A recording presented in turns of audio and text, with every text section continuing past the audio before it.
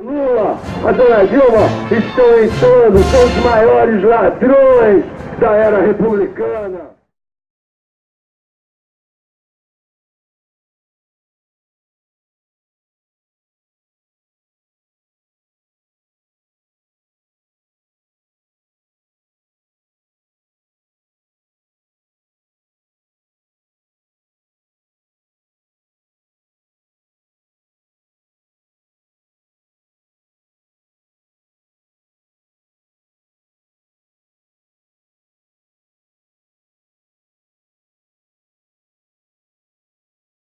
Se infiltrou em tudo que é lugar, é BNDES, é Banco do Brasil, é Correio, é por isso que o salário de todo mundo está achotado, por isso, não, exterminar sim, porque se nós tivéssemos exterminado em 64, não teríamos Dilma no poder, não teríamos Ediceu, não teríamos essa canalhada de Lula, de vagabundo aqui tomando conta do padeiro.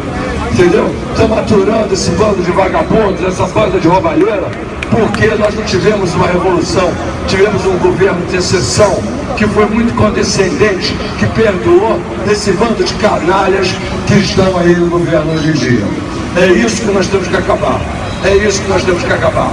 Aumento de impostos, aumento de conta de luz, tudo que ela falou em campanha. As empresas do Brasil, hoje a última empresa petroleira do mundo, está vendendo, inclusive, uma refinaria no Japão.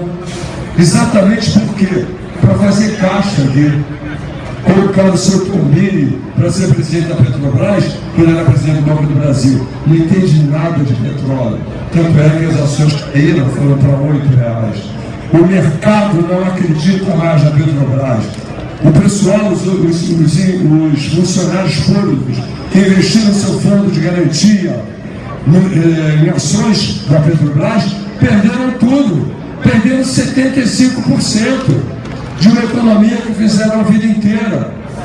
Nós somos há 12 anos vítimas, o povo é vítima desse roubo. Isso não é um roubo, isso é um estupro. Entendeu? Nós somos violentados dia a dia pela quadrilha do PT. E o povo tem que saber que isso é uma quadrilha. E assim eles têm que ser tratados. Da mesma forma que nós tratamos qualquer quadrilheiro do Comando Vermelho, ou qualquer coisa desse gênero. É isso aí, minha gente. Então, um abraço. Estou contando com vocês. Domingo, 9h30.